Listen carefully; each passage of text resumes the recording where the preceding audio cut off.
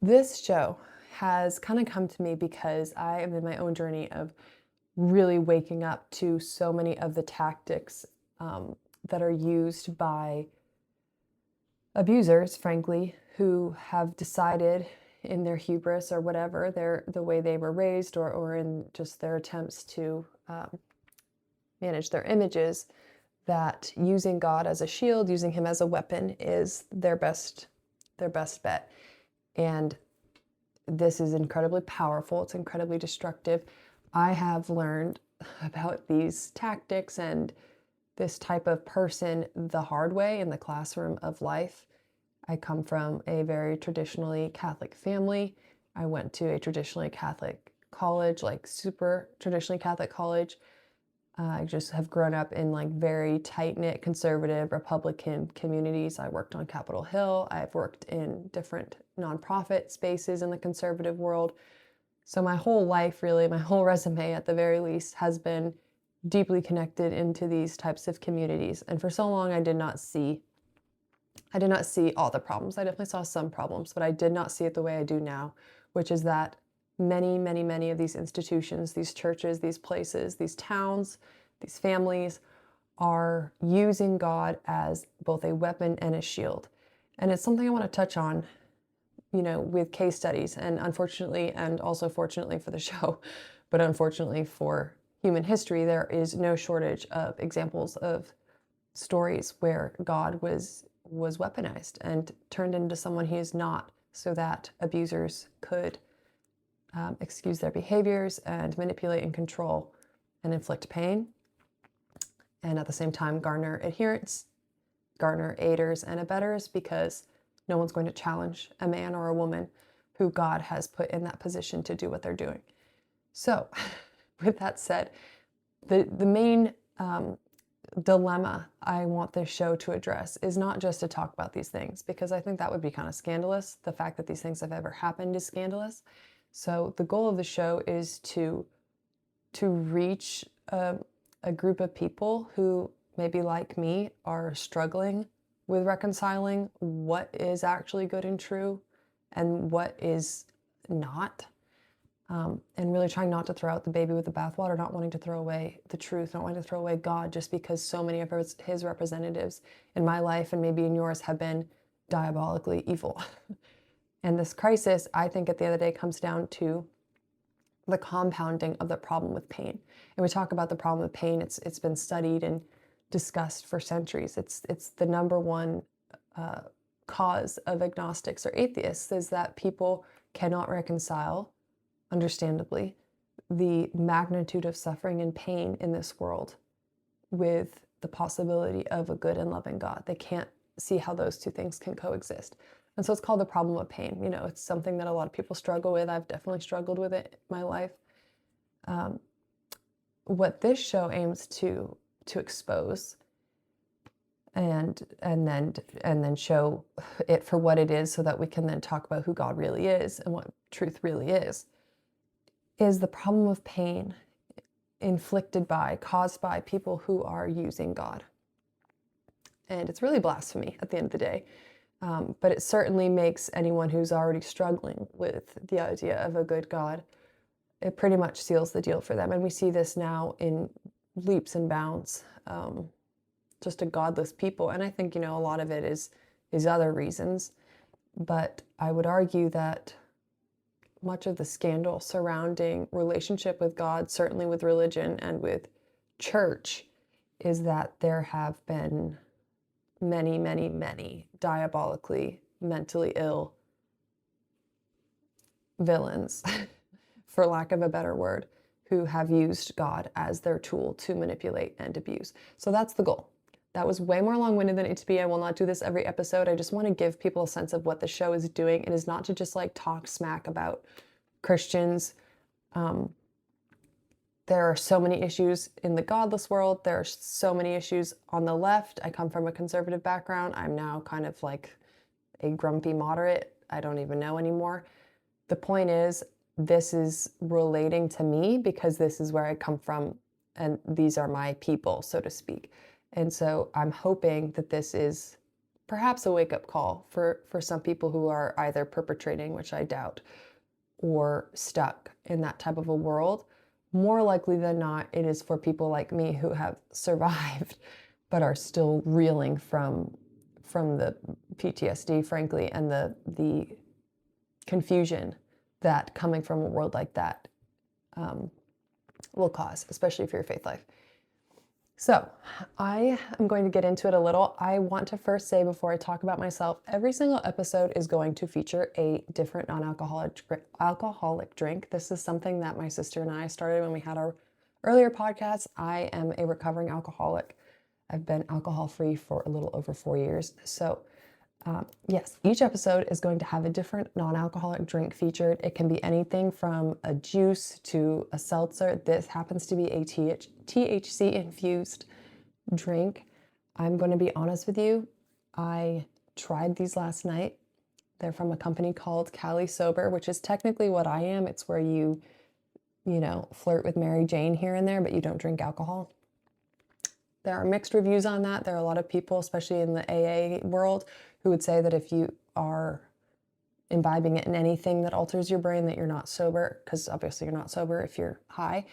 You don't always get high with these. Like, this is 5 milligrams, which is, I would consider microdosing. So you'll just feel like a light, My issue was alcohol. So right now I can manage with THC. It's something my husband and I communicate about, but I just want to give it that little caveat because if sobriety is important to you, obviously THC drinks are going to make you not sober in those moments. Anyway, without further ado, these are the best THC drinks I've ever had. I've had some that you just get through to feel the little buzz that tastes like legitimate death. These honestly taste like alcohol to me. I had to double check that these were just THC because they are so good. They have that little burn that the way alcohol does, which I love and I miss so much about alcoholic beverages. The flavors are phenomenal. This one is berry ginger fizz. Like I said, it's 5 milligrams. I'm going to link this drink, and I will link all drinks that we try on the show in the comments below. Definitely recommend these. They're a little pricey. I'm not going to lie about that, but they are so freaking good. They're worth it. And I'm honestly going to probably have to order some once I make more money. Also very low calorie. Like, this can is only 20 calories. So they're almost like a seltzer water if it had 10 times more flavor. And yeah, no, they're better than a Sundrift, which I shouldn't say in case I someday do Sundrift on here. But anyway, absolutely delicious. Cali Sober. I will link them below. I would give this a solid 9 out of 10.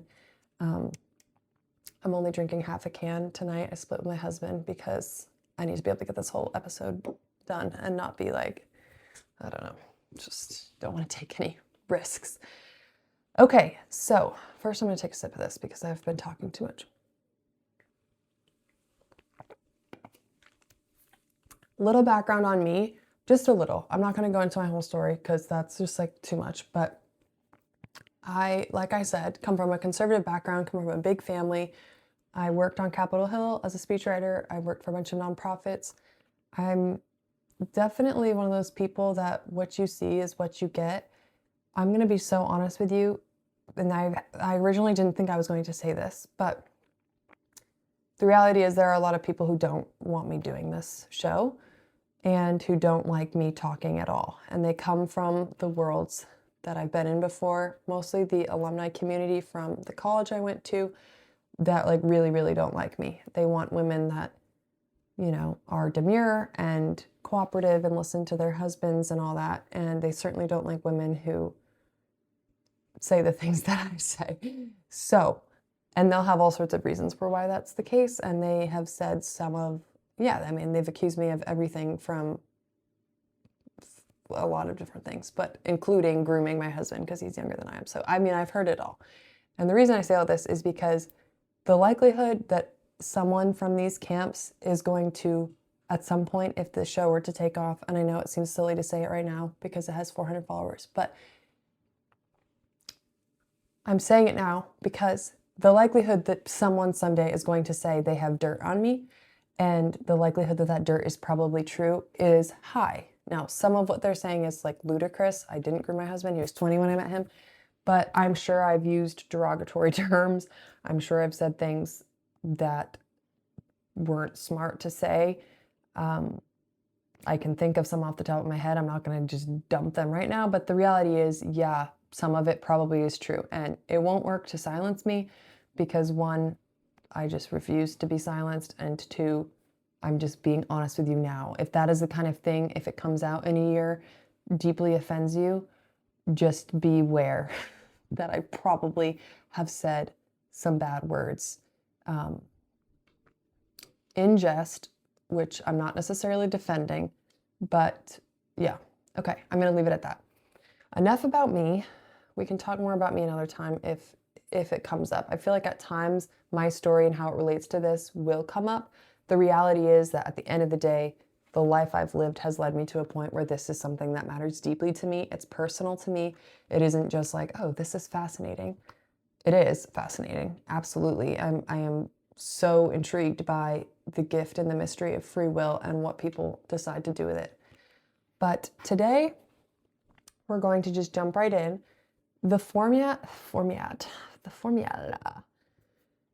only had one sip. I feel like I'm talking really fast. I'm going to get better at this. I'm just going to be so honest with you. It's going to be a little rough around the edges, okay?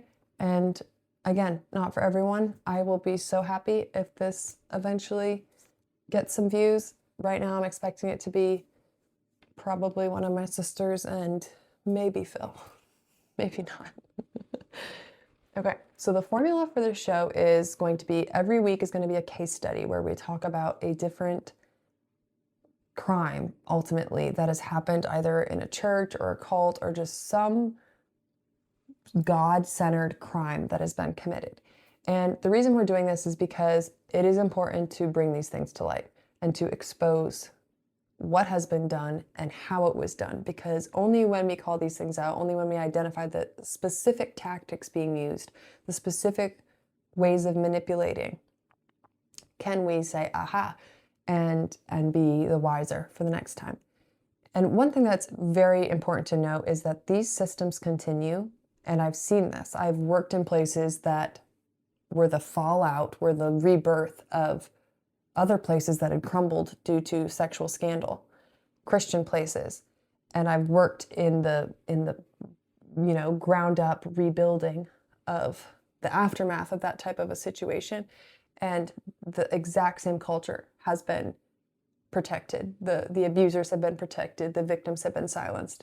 And yeah, the point of that is to say, unless you identify the patterns and call them out, it isn't enough just to call out people, because someone else will fit right in. These things that we're discussing are as old as time, unfortunately. So first will be the case study. Then we're just going to kind of go in throughout telling the story, go into some of the tactics. I mean, some of it's going to be so self-explanatory that it's like, yeah, that's so obviously fucked up. Other times, maybe not. So we're going to go into the philosophical, the psychological, and frankly, the biblical reasons that why these things are being done and said in God's name is blasphemy, is wrong. With the hopes of saying, okay, this was done in God's name. These were the tactics used to control, manipulate, and abuse. This is why that ain't God. That ain't the truth. So ultimately pointing back to a loving God, hopefully. And I'm going to be so honest with you, and I keep saying that. Just trust that I'm honest, okay? This is hard for me right now because I'm at a point in my faith where I am struggling. And I don't struggle to believe there is a good God. I struggle with how the people working the hardest to actually know Him and be well and get well and live lives of virtue, I shouldn't say we because that sounds really conceited. Those people are the ones who suffer the most. And that's hard. And it's just hard to reconcile so many of these places that had so much beauty and truth with the absolute evil that also came from them.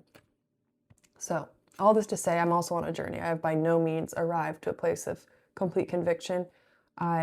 This is the year that I have gone to Mass the least.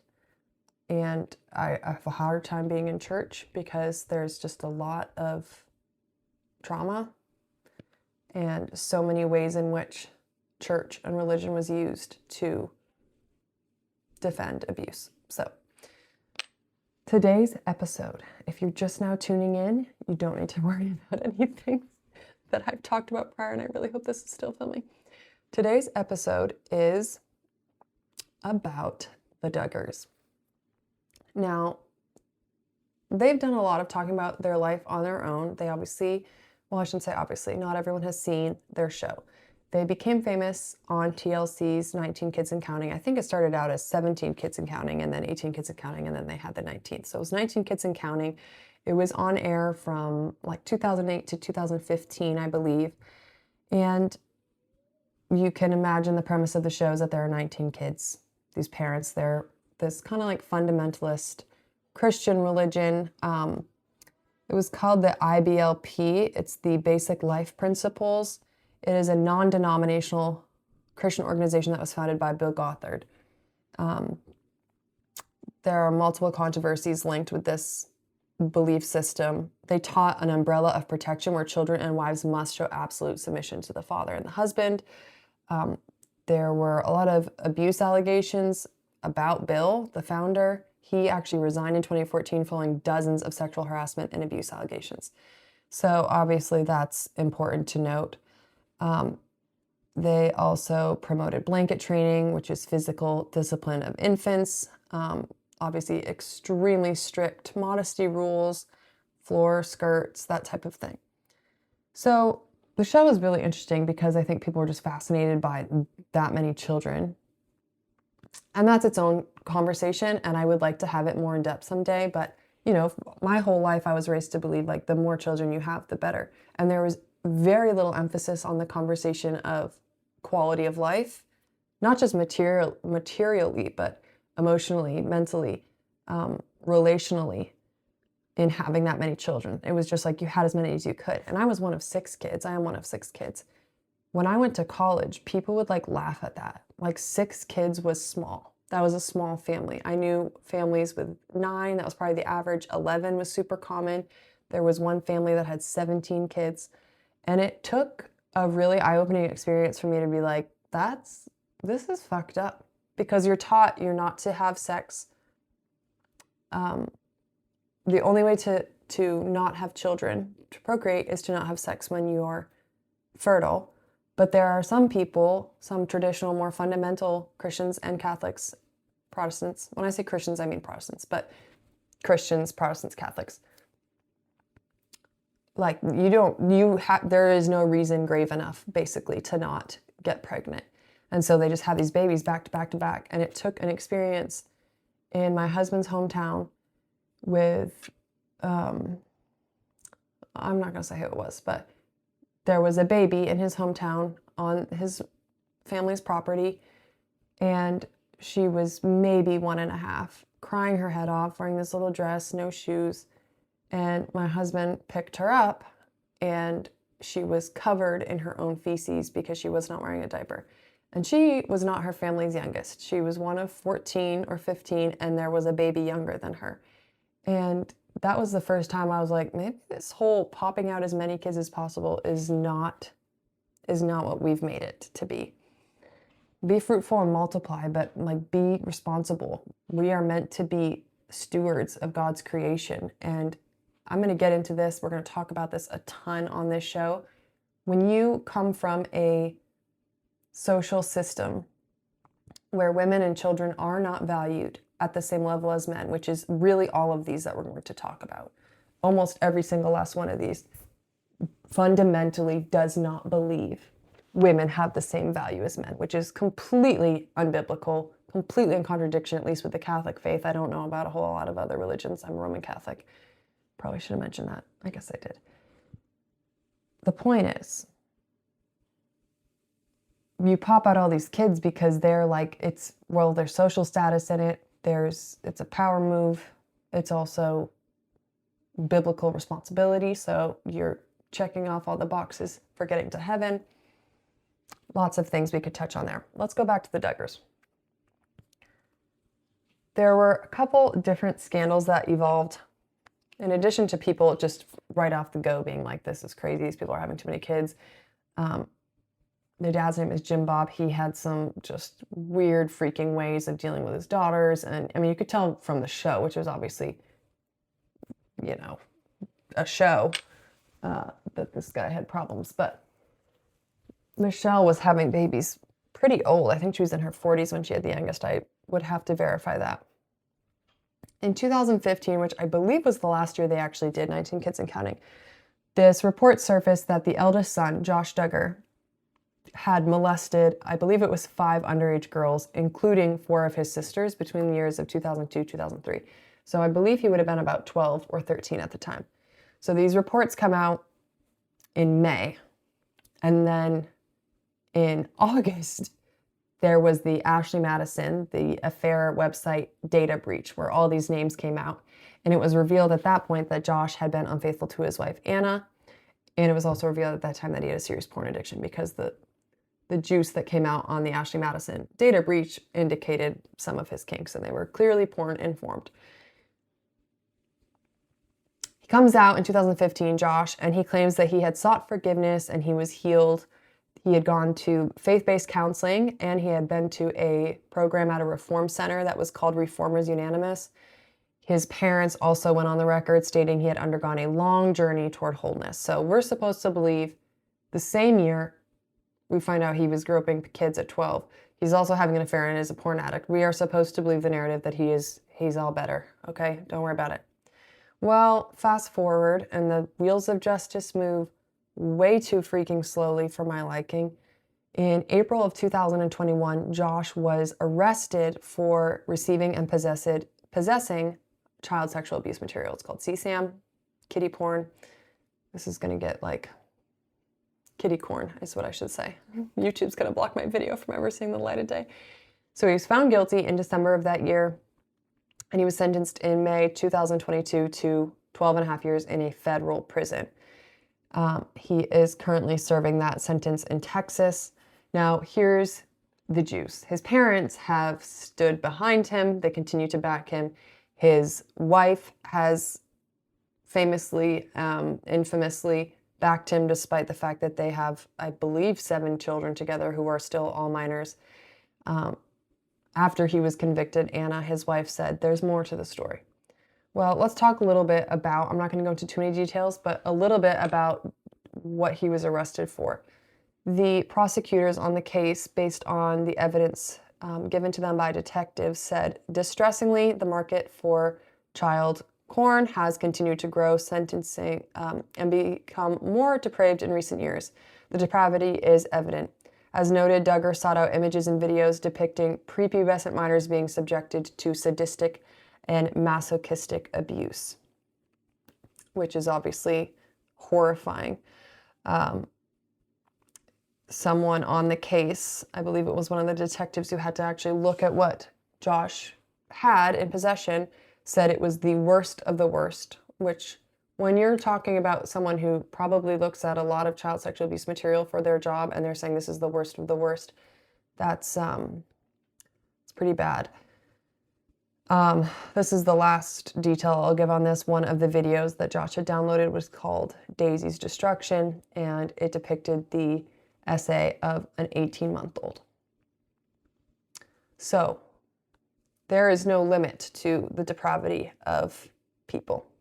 Now, the reason I say all this is because both the lead up to this all coming out about Josh and the aftermath are a great case study for how these situations happen and the way that they're handled. And I wish that it was unique to the Duggars. I will say, I know personally a lot of families who have covered up sexual abuse in their families, and the person who has paid the price the hardest are the victims. No one is allowed to speak up. Oftentimes, the spouses of the abusers do not even know that they are married to an abuser. And this is everywhere. And I obviously, my circles have predominantly been Christian Catholic circles, so I can't say if there's more of it in a Catholic Christian world than in the outside world. I won't even try to say that because I have no idea. What I will say is that within the circles that I ran in, it was more common than not. And I was so naive, and we were so lucky because I had a brother 7 years older than I was. I was the second. You know, we were so vulnerable had he had access to porn, had he had those issues. And yeah, we're lucky and we're rare. And I don't say that to brag. I say that to point out that this is not a one-off, like, oh gosh, what happened to the Duggars? Like, this is happening in many, many, many, many families. Yeah, that's all I'll say on that for now. So a lot of the sisters have spoken out. Like I said, Anna, the wife, has stood beside her husband, which I have mixed feelings about women like Anna Duggar, because in one sense, they are so trapped. Not only are they trapped in the lives that they're in, but they are trapped in a mindset that they have been formed to believe since they were young girls, which is that you do stand by your husband no matter what. You do submit to him no matter what. You are second rate to him no matter what, even if he's a PDF. Your children are certainly second rate to him, even if he's a PDF. And so women like her really do end up in a situation where they are, in order to face the truth, they would have to have such an identity crisis far beyond just the devastation of realizing your husband is a total creep. They're having to deal with like their whole world as they know it crumbling down in terms of like the most fundamental belief systems they have. I'm sure the sound on this has been bad because the mic has been pointing down to my neck. Well, guys, this is going to be a learning curve. Okay. Parents backed him. Anna backed him. His sisters have spoken out. Jill Dillard is one of his sisters. She has been the most outspoken about all of her family's issues. It's cost her a lot, I think, to be that outspoken and that brave. She has detailed her trauma and a lot of like the toxic male-female dynamics that was in her memoir, Counting the Cost. I have not read that, but I have seen the docuseries that she is also in about her family called Shiny Happy People. Even the title should give you an idea of what this all is. Amy King is their cousin. She's way more worldly than the Duggars at least used to be, and she came out publicly and condemned Josh and basically begged Anna to leave him, which she will not do, at least she hasn't done. Anyway, so other siblings, Jessa, Joanna, and Jason have all made various statements, kind of quasi-distancing themselves. Nobody has outright, besides maybe Jill, come out and just like called a spade all the way. But here's what we're going to talk about. This episode's actually going a lot quicker than I thought it would. I'm probably talking too quickly. There's a couple things going on here, obviously really sad.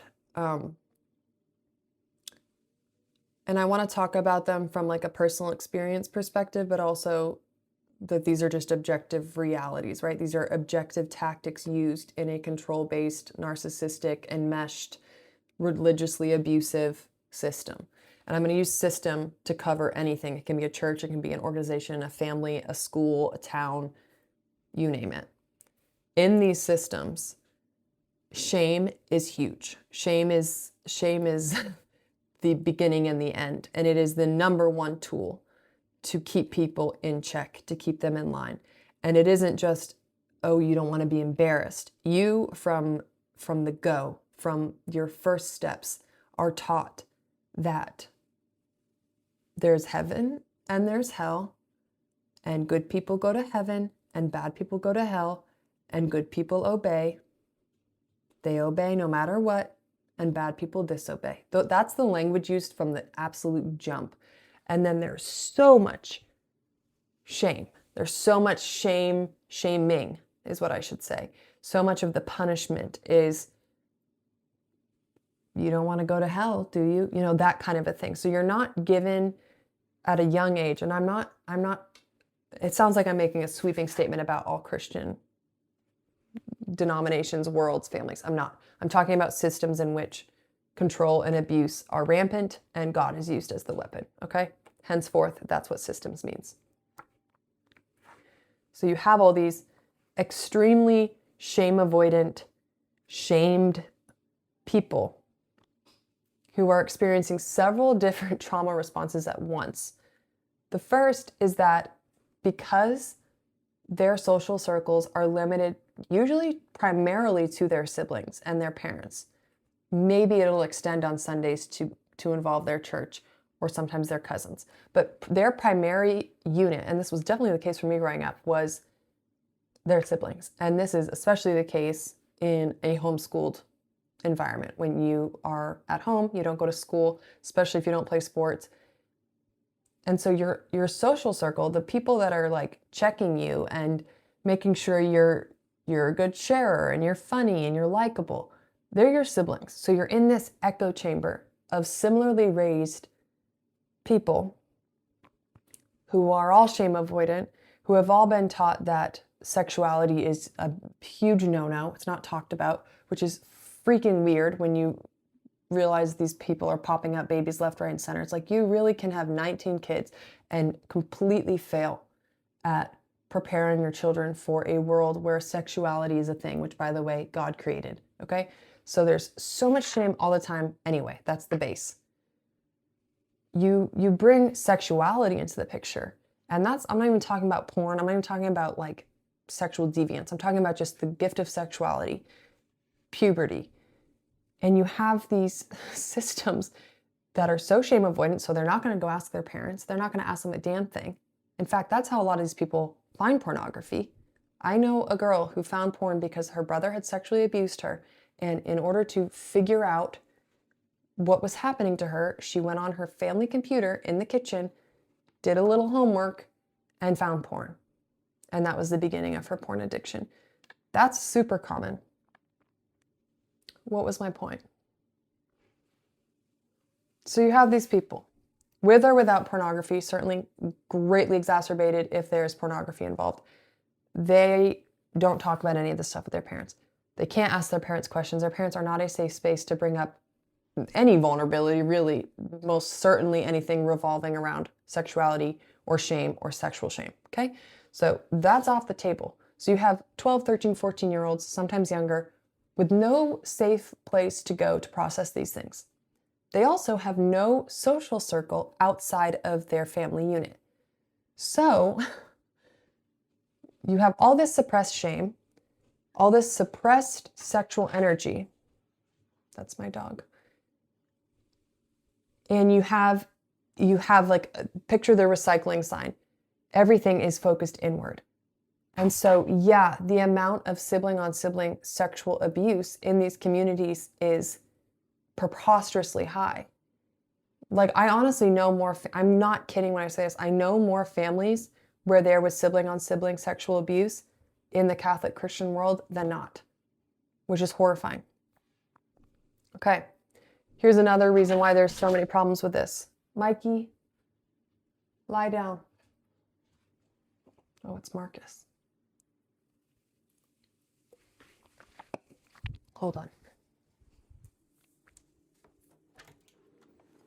Come on.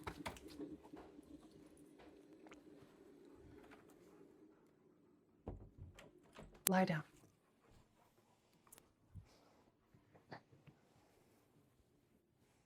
So here's another reason.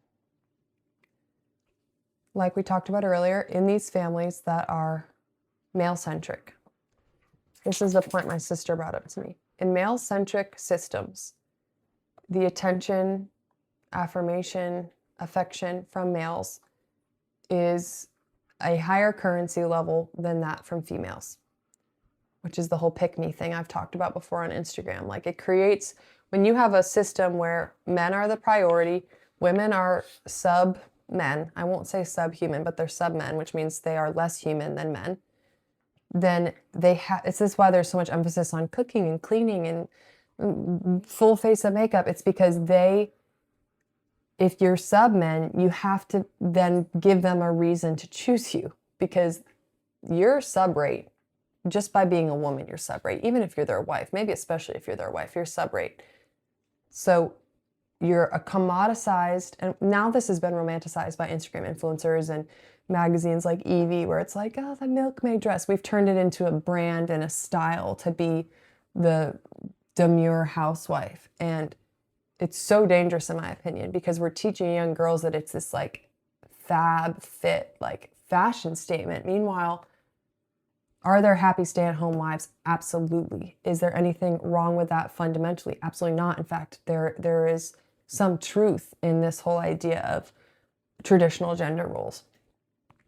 But to inform or to teach a group of girls who have already been raised to believe that they're sub-men, that this is cute, we are setting them up for failure. It's a horrible idea. I say all this because in a dynamic where a brother or a father has singled you out for sexual abuse, you are less inclined to report that because you're a woman, you're female, and that's a male. And one, there's a lot of confusion in sexual abuse, especially sibling on sibling, because there is so much love for each other. But these girls they've been programmed to feel like getting any attention from men is the goal, right? So there's such perversion and confusion, especially when you're young, especially when you're yourself confused, maybe sexually or exploring or not sure what's what. And then in a system where it is not safe to go to your parents about that kind of thing. It's all pointed inward. It is basically predestined to be a system where men can abuse, boys can abuse, and girls have no recourse. And in fact, are kind of raised and formed to believe that, like, oh, this must be okay. Okay. Now, as I've said before, I know a lot of families with this sort of a dynamic. You would, maybe not, maybe if you come from this world, your jaw wouldn't drop. If you don't come from this world, if you come from a world where justice is justice and where it's black and white, your jaw would drop at the reality that in these families, at least in my experience, it is the girls, it's the daughters or the victims, sometimes brothers, who are black sheeped and who have to avoid the family functions if they don't want to see their abusers. And it's the sons, the abusers, often the eldest or older brothers, who are protected, shielded, so much so that I legitimately know people where, like I said, the spouse of the abuser does not know, or at least it has not been communicated to her by the family, that the man she's married to sexually abused his sisters, or sister, or brother. Okay. Now, one other thing I want to say on this, and I'm going to probably wrap up now because it's late and first episode, I don't want to scare y'all off right away. One of the mechanisms used in this type of a community is that the state is the enemy. And it's why a lot of these people are small government people. I sincerely believe it's how Trump secured the evangelical Christian Catholic vote, because these people are already pre-formed to believe that the government is evil. And there are a lot of reasons they claim they think the government is evil. I think some of it is rooted in maybe true conservative values, but a lot of it is that in a system where abuse is rampant, the enemy is that which can get you in trouble. And within the system, within the family or the church, that's nobody, right? If you're the priest abusing or the father abusing, you're the top dog, you're top cop.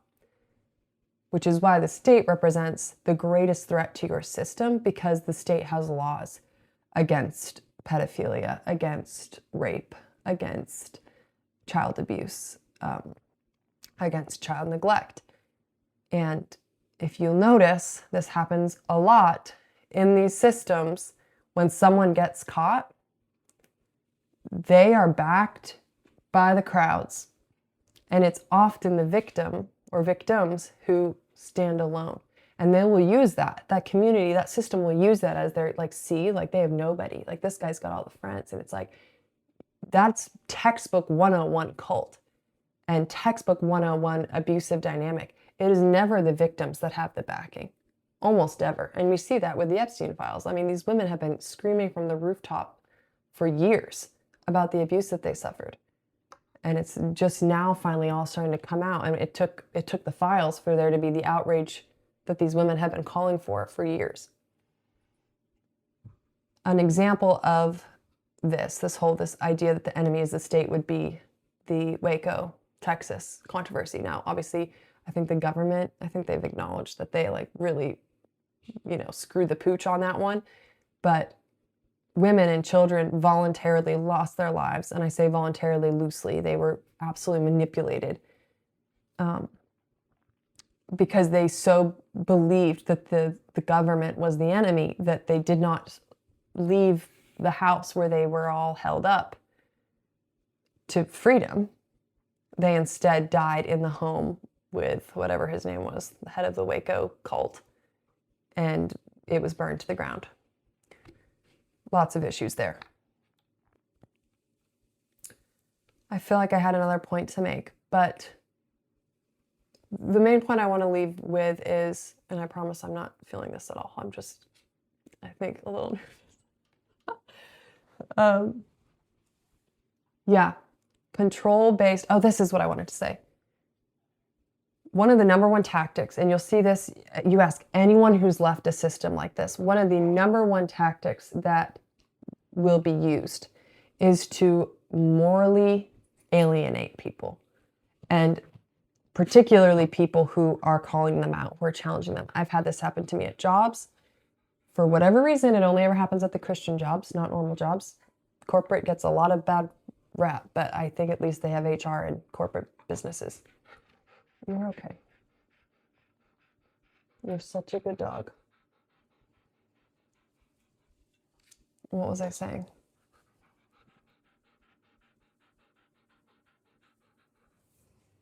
I don't remember what I was saying. I think what I was trying to say is that you are really, really hurting my ADHD.